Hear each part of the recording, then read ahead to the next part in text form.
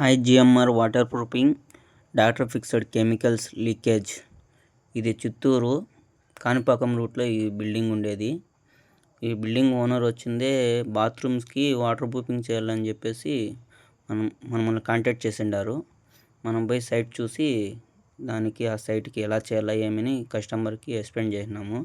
ఇది bathrooms cleaning చేసినాం. First నీట్గా చిప్పింగ్ చేసి క్లీనింగ్ చేసినాం. ఆ విధంగా క్లీనింగ్ అంతా అయిపోయిన తర్వాత డస్ట్ అంతా నీట్గా తోసుకొని డాక్టర్ ఫిక్స్డ్ కెమికల్ పిడిఫిన్ 2K అని చెప్పేసి కెమికల్ ఇది.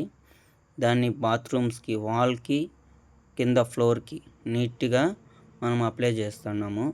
ఇది ఫస్ట్ కోట్ కెమికల్. ఇది మా దగ్గర నీట్గా మిక్స్ చేసుకొని నీట్గా కోటింగ్ అప్లై చేసి స్టార్ట్ చేసినాము. ఈ విధంగా కోటింగ్ వస్తుంది. First waterproofing first coat cleaning అయిన తర్వాత మాది ఫస్ట్ కోట్ స్టార్ట్ చేస్తాము. ఆ మాదిరిగా వాల్కి కింద ఫ్లోర్కి అన్నిటికీ ఫస్ట్ కోట్ అప్లై చేసి పూర్తిగా చూడండి వాల్కి అంతా అప్లై చేస్తున్నాము. అది ఫస్ట్ కోటు. ఆ మాదిరిగా నీట్గా 3 feet గోడలకి ఫ్లోర్ పూర్తిగా నీట్గా ఒక కోట్ అప్లై చేసినాము. దాని తర్వాత 1 day పూర్తిగా డ్రై చేసేకి వదిలేసినాం. ఫస్ట్ కోట్ అయింది. ఇది 1 day పూర్తిగా డ్రై అవ్వాలి. డ్రై అయిన తర్వాత ఈ మాదిరిగా వస్తుంది మనకి.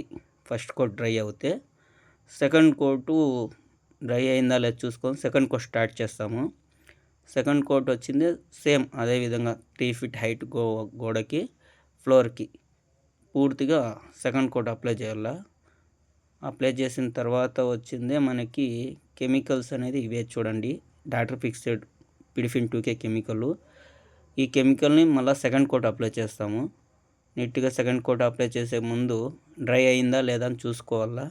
డ్రై అయిపోయింది అంటే సెకండ్ కోట్ స్టార్ట్ చేయాలా. సెకండ్ కోట్ స్టార్ట్ చేసినప్పుడు మళ్ళీ యథావిధంగా డస్ట్ అంతా లేకన్నా చూసుకొని మనం మళ్ళీ సెకండ్ కోట్ అప్లై చేసి స్టార్ట్ చేస్తాము.